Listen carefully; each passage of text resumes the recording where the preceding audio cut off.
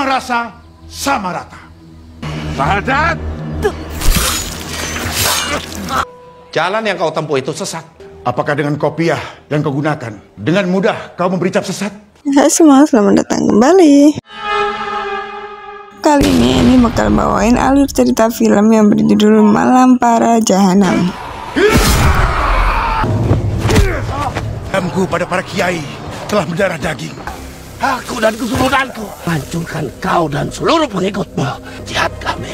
Anak cucuku akan meneruskan dendam. Film ini menceritakan tentang 3 pemuda bernama Randy, Martin, dan Siska. Mereka pergi ke sebuah desa bernama Winongo yang berada di pelosok Jawa untuk memakamkan jenazah kakaknya Randy. Namun rupanya mereka datang di desa yang cukup aneh dan menyimpan banyak misteri, serta waktunya juga tidak tepat. Mereka harus berhadapan langsung dengan roh para jahanam yang selama hidupnya penuh dendam.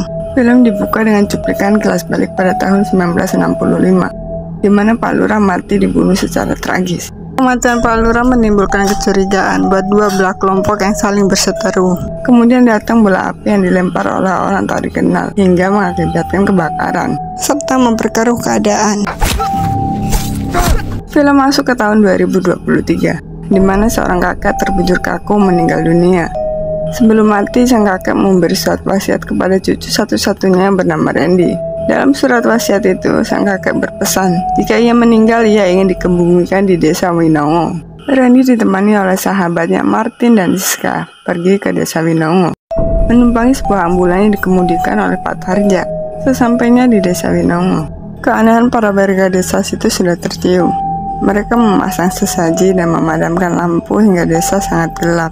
Dan sialnya, ambulannya juga ikut mogok, membuat mereka memutuskan untuk berhenti dan beristirahat di sebuah halaman rumah tua. Mereka beristirahat dan tidur di dalam ambulan hingga besok pagi. Randy yang malam itu kebelet pengen buang air kecil, tapi dia nggak menemukan toilet. Akhirnya dia buang air kecil di bawah pohon besar. Dari atas pohon besar itu turun setan, dan dari belakang Randy datang setan sangar yang langsung mengejar Randy. Setan itu hendak menusuk Randy yang terjatuh karena berlari dikejar oleh setan itu. Setan itu melihat karung tasbih yang dipakai oleh Randy, hingga ia tak jadi membunuh Randy. Randy melihat banyak setan bergentayangan keluar dari rumah tua itu. Randy bersembunyi di balik pohon. Kemudian Randy bertemu dengan seorang perempuan parubaya yang bernama Marni. Marni mengajak Randy untuk menyelamatkan diri ke rumahnya, karena sangat bahaya jika di luar rumah. Ikut ke rumah saya sekarang. Tapi Randy teringat teman-temannya masih berada di dalam ambulan, sedangkan Martin, Siska, dan Pak Tarjo dikepung oleh kumpulan setan-setan itu. Setan-setan itu saling menyerang satu sama lain. Setan-setan itu juga menyerang Siska, Martin, dan Pak Tarja. Alhasil Pak Tarja tewas dibantai oleh setan-setan para jahanam itu. Martin dan Siska berhasil lolos dari para setan itu. Kemudian mereka bertemu dengan Randy dan Marni. Mereka pergi ke rumah Marni. Marni tidak tinggal sendiri, melainkan bersama adiknya yang bernama Dira. Di ruang tengah, Marni bertanya untuk keperluan apa Randy dan teman-temannya datang ke desa Winongo. Randy mengatakan hendak menguburkan jenazah kakeknya yang bernama Winaria. Sewaktu muda ia pernah bertugas di desa itu. Kakak Randy adalah seorang tentara, tapi Marni merasa tak pernah mendengar nama itu. Marni menceritakan asal-muasal setan arwah para jahanam itu. Setiap tahun selama 3 hari selalu dihantui oleh roh-roh yang semasa hidupnya saling berseteru. Roh itu merasuki sebagian warga. Ada yang melakukan bunuh diri, ada juga yang saling membunuh. Tiap tahun selama 3 malam berturut-turut selalu dihantui oleh roh-roh yang hidupnya berseteru. Dan setiap pendatang yang masuk selalu menjadi korban. Malam itu dikenal dengan 3 hari malam para jahanam.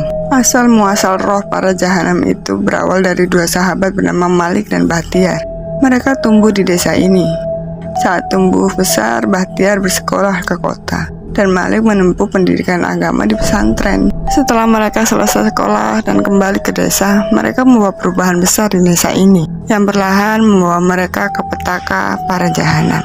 Desa Winongo dulunya dikenal sebagai pasar ternak dan jagalan. Terdapat 2 kelompok besar yang berseberangan misi. Satu kelompok dipimpin oleh Haji Malik yang merupakan ayah dari Marni, dan satu kelompok lagi dipimpin oleh Bahtiar. Bahtiar adalah pemimpin kelompok pemuda rakyat beraliran komunis. Aroma persaingan dua belah pihak sangat kuat. Dari persaingan usaha menjadi persaingan yang tidak sehat. Gejolak politik di Jakarta yang memanas menyerbat sampai ke Desa Winongo.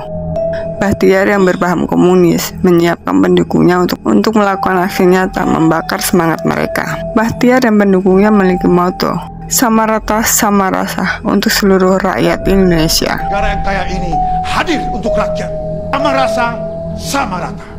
Sedangkan Malik juga memiliki pendukung yang sama kuat dengan Bahtiar. Malik berpedoman pada agama, yaitu Islam. Namun baduri dalam daging.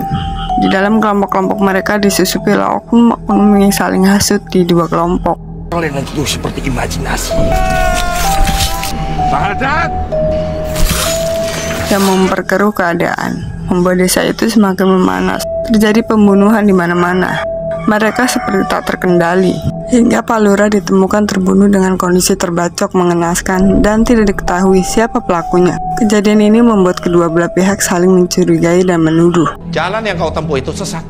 Apakah dengan kopiah yang kau gunakan, dengan mudah kau memberi cap sesat? Malik menuduh Bahtiar dan pendukungnya yang melakukan ini. Begitu juga sebaliknya. Mereka saling berdebat, memegang teguh keyakinan masing-masing. Dan bebanmu itu dapat diringankan. Makhluk yang tertekan yang memerlukan agama. Hingga akhirnya gejolak politik di Jakarta benar-benar meletus, menjadi headline di radio-radio. Bahtiar mengarahkan pendukungnya untuk bergerak. Di sisi Malik mengatakan ini adalah waktu yang tepat untuk meringkus Bahtiar dan juga pengikutnya. Kita meringkus Bahtiar dan pengikutnya. Sembari Malik memberikan tasbih ke Marjuki, wartawan yang bertugas di situ. Marjuki sedang menjalin hubungan dengan anak Malik yang pertama, bahkan sedang hamil tanpa sepengetahuan Malik. Malik meminta Marjuki untuk melindungi Mira dan Marni. Pendukung dari dua belah pihak telah bersiap-siap dengan membuat bambu runcing dan mengasah sabit. Atas nama rakyat, Bahtiar memimpin pasukannya, dan atas nama jihad, Malik memimpin pasukannya. Mati, hidup rakyat! Jihad, fisabilillah! Terjadilah peperangan antara dua kelompok ini.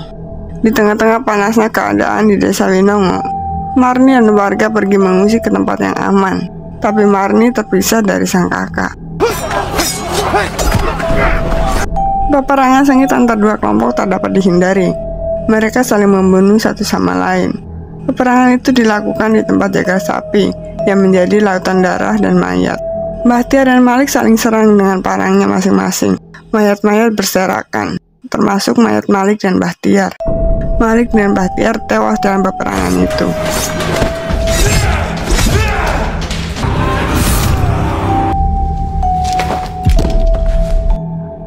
Kemudian datang dua orang pria yang mengambil jenazah Bahtiar dan Malik. Mereka adalah masing-masing pendukung dari Malik dan juga Bahtiar. Mereka berdua adalah duri dalam daging dari dua kelompok itu. Mereka adalah oknum pengkhianat yang disuruh Marjuki untuk menjadi penghasut agar dua kelompok itu saling mencurigai. Tugas kalian sudah selesai. Akhirnya mereka berdua juga ikut mati ditembak oleh Marjuki setelah menyelesaikan tugasnya. Kuburan Malik dan Bahtiar tidak diketahui siapapun. Randy berpendapat mungkin dengan menemukan kuburan mereka dan menguburkan mayat Bahtiar dan Malik dengan layak akan menghilangkan kutukan dan setan para jahanam dari Desa Winongo ini. Keesokan paginya Randy memakamkan jenazah Tarja dan kakeknya. Di sana juga banyak warga yang memakamkan keluarganya.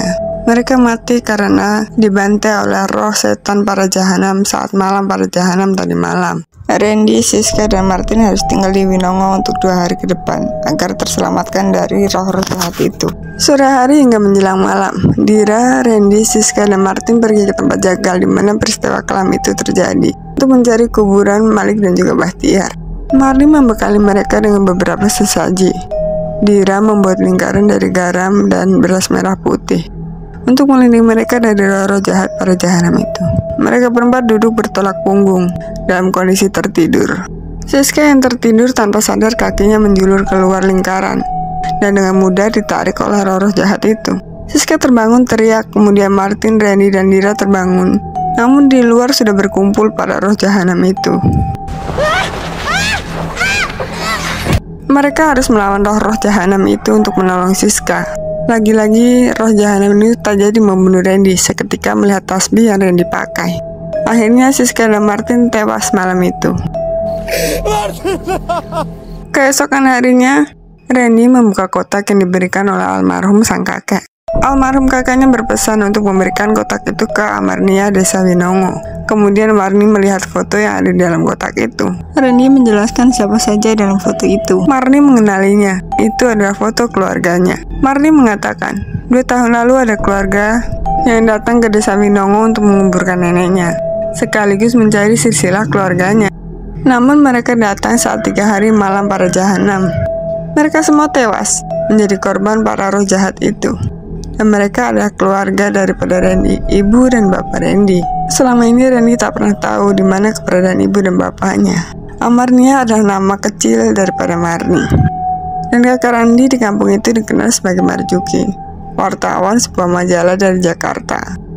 Dan tak ada yang tahu jika nama sebenarnya adalah Winarya, seorang tentara. Malam ini Dira, Marni, dan juga Randy datang kembali ke tempat jagal kejadian peristiwa mengenaskan itu untuk melakukan ritual kembali. Dira dan Marni masuk ke dulan ke rumah tua itu, sedangkan Randy mencari sebuah pohon besar yang dulu pernah ia datangi. Randy menemukan keris yang menancap di pohon itu. Randy mencabutnya, tapi siapa sangka dari pohon itu keluar darah yang mengalir. Seketika kemudian tanah yang Randy injak pun ambles. Randy menggali dan menemukan celurit di dalam tanah yang ambles itu. Sembari Randy berteriak memanggil Dira dan Marni. Dira dan Marni keluar dari gedung tua itu, kemudian membantu Randy untuk menggali tanah tadi. Mereka menemukan sobekan baju yang dipakai oleh Malik pada terakhir kalinya dan kerangka manusia, sedangkan Marni mengambil kain kafan untuk kerangka mayat itu. Setelah selesai mengambil semua kerangka itu, mereka membawa ke pemakaman untuk dikuburkan. Tapi roh-roh jahanam itu datang menghalangi mereka, dan terpaksa mereka harus melawan dulu roh-roh jahanam itu. Saat ada kesempatan, Randy dan Dira menggali kuburan untuk memakamkan kerangka daripada Malik dan juga Bahtiar. Sementara Marni membuat lingkaran dari air untuk melindungi Randy dan juga Dira dari roh-roh jahat itu. Saking fokusnya Randy menggali tanah hingga ia tak sadar jika kakinya keluar lingkaran. Kemudian datang roh Bahtiar yang langsung menghajar Randy hingga tak berdaya. Roh Bahtiar sangat beringas. Bahtiar merenggut tasbih Randy sembari mengatakan, "Dendamku kepada para kiai sudah mendarah daging. Dendamku pada para kiai telah mendarah daging." Dan juga pada keturunannya. Roh Bahtiar mencabut pisau dan menusukkannya kepada Randy. Seketika ditangkis oleh roh Malik yang datang menyelamatkan keturunannya. Terjadilah pergulatan sengit antara roh Malik dan Bahtiar seperti semasa hidup. Sedangkan Dira dan Randy terus saja menggali kuburan untuk memakamkan kerangka mereka. Marni menyiramkan tulang belulang mereka dengan air yang membuat roh Malik dan Bahtiar kepanasan. Kemudian roh Malik berceloteh, Menghancurkan kau dan seluruh pengikut itu adalah jalan jihad kami. Anak cucuku akan meneruskan dendam si antek-antek borjuis berkedok agama. Marni yang melihat itu langsung menimpalinya. "Hei kalian semua, anak cucumu tak sudi meneruskan dendam kalian." Kemudian Dira menimpali, "Dendam kalian bukan urusan kami. Kami butuh bahagia, kami butuh tenang." Sedangkan Randy terus saja menggali lubang untuk memakamkan kerangka mereka. Kemudian roh Malik dan Bahtiar bersama-sama menghajar Marni dan Dira karena tak terima dengan perkataan mereka. Namun Dira dan Marni selamat dengan menyiramkan garam dan beras merah putih kepada roh Bahtiar dan Malik hingga membuat mereka terbakar dan lenyap.